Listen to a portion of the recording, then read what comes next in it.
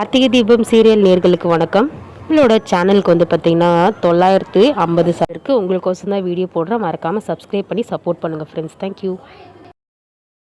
இப்போ வந்து பார்த்திங்கன்னா நம்மளோட கார்த்தி வந்து யார் வந்து இந்த தப்பை வந்து பண்ணது, அதாச்சும் அம்மனோட தாலியை வந்து யார் எடுத்தது அப்படின்னு சொல்லிட்டு கார்த்தி வந்து என்ன பண்ணுறாரு கண்டுபிடிக்கிறாரு. அப்போ வந்து பார்த்திங்கன்னா நம்மளோட கார்த்தி வந்து ஒரு நோட் பண்ணுறாரு. அதாச்சும் நம்மளோட ராஜசேதுபதிக்கு நைட்டில் வந்து ஒரு கனவு வரும். இந்த மாதிரி வந்து கோயிலில் வந்து ஏதோ தப்பு நடக்குது கார்த்தி, நீ உடனே போய் சிரமத்தை பார்க்காம போய் பாரு அப்படின்னு வந்து சொல்லியிருப்பாரு. அப்போ வந்து பார்த்திங்கன்னா வந்து அந்த வண்டி நம்பர், அதாச்சும் அந்த வண்டியை விட்டுட்டு அவங்க இறங்கி வந்திருப்பாங்க இல்லையா, அந்த வண்டி நம்பரை நோட் பண்ணியிருப்பாரு. இன்னொன்று வந்து பார்த்திங்கன்னா வந்து அங்கே இருக்கிற கால் தடம் இது எல்லாத்தையும் வந்து நோட் பண்ணிவிட்டு எல்லாத்தையும் வந்து காரணம் வந்து பார்த்திங்கன்னா நம்மளோட சிவனாண்டியும் முத்துவும் இவங்க 2 பேர் தான் வந்து காரணம் அப்படின்னு சொல்லிட்டு கண்டுபிடிச்சி தாலி வந்து மீட்டி வந்து பார்த்திங்கன்னா திருப்பி வந்து அம்மன் சங்கதியில் அம்மனோட கழுத்தில் வந்து போட்டுருவாங்க. இப்போ வந்து பார்த்திங்கன்னா நம்மளோட கார்த்தி வந்து அடுத்தது வந்து ராஜசேதுபதி கிட்ட வந்து சொல்லுவார், இந்த மாதிரி ரேவதிக்கு வந்து நலங்கு வந்து ஏற்பாடு பண்ணிட்டு இருக்கு, நான் உடனே போய் தடுத்து நிறுத்தணும் தாத்தா அப்படின்ற மாதிரி வந்து சொல்லுவாங்க.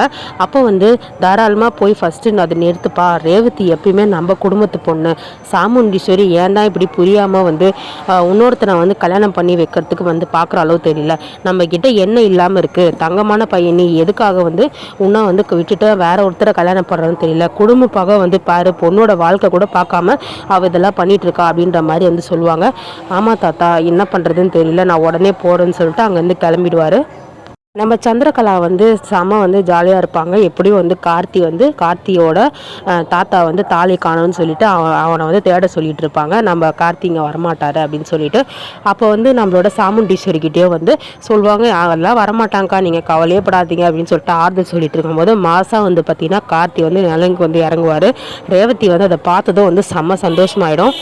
ரேவதிக்கு மட்டும் இல்லை, நம்ம சாமுண்டீஸ்வரி, சந்திரகலா, மருது இவங்க 3 பேர் தவிர மீதி எல்லாருக்கும் வந்து அதை பார்த்ததும் ரொம்ப சந்தோஷமாயிடும்.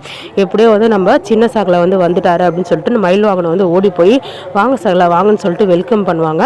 அப்போ வந்து ரேவதி வந்து நம்மளோட சாமுண்டீஸ்வரி கிட்ட கேட்பாங்க, என்னம்மா நீங்கள் தான் வந்து வர வச்சிங்களா அப்படின்னு சொல்லிட்டு கேட்கும்போது உடனே சொல்லலாமா அப்படின்னு சொல்லிட்டு சொல்லும்போது மயில்வாகனும் உடனே என்ன சொல்லுவார், நான் தான் சொன்னேன், இவ்வளோ நல்ல காரியம் நடக்கும்போது இதையும் வந்து சொல்லணும்ல அப்படின்ற மாதிரி வந்து நம்மளோட மயில்வாகனம் வந்து சொல்லுவார்.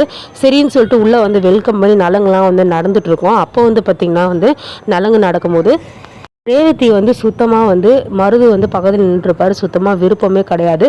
அதாச்சும் வந்து பார்த்திங்கன்னா கல்யாணத்தில் சுத்தமாக ரேவதிக்கு விருப்பம் கிடையாது. அம்மா சொல்கிறாங்க அப்படின்னு சொல்லிட்டு தான் இந்த கல்யாணத்தை வந்து ரேவதி வந்து எல்லாத்துக்கும் சகிச்சிட்டு இருக்காங்க. நம்ம கார்த்தி மேலேயே வந்து பார்த்திங்கன்னா நம்ம கார்த்தியை வந்து நல்லா வந்து சைட் அடிச்சிட்டு இருப்பாங்க. நம்ம ரேவதிக்கும் கார்த்திக்கும் செம்ம வந்து பார்த்திங்கன்னா ஒரு உள்ளேயே வந்து ஒரு லவ் வந்து ஓடிட்டு இருக்கோம்.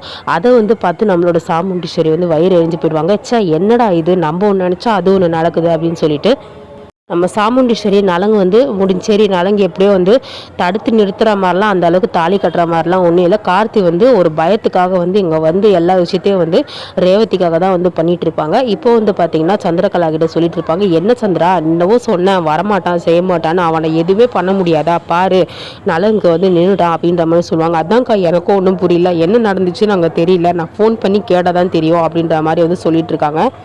இதோட வந்து பார்த்திங்கன்னா எபிசோட் முடிஞ்சிச்சு. ரேவதிக்கு ஒரு நம்பிக்கை வந்துடுச்சு, எப்படியோ வந்து நம்ம கல்யாணத்தை வந்து நிறுத்திடுவார் அப்படின்ற மாதிரி. ஸோ என்ன நடக்குதுன்னு சொல்லிட்டு வெயிட் பண்ணி பார்க்கலாம். நம்மளோட ரிவ்யூ பிடிச்சிருந்தா மறக்காம நம்ம சேனலை சப்ஸ்கிரைப் பண்ணி ஆதரவு கொடுங்க மக்களே. தேங்க்யூ.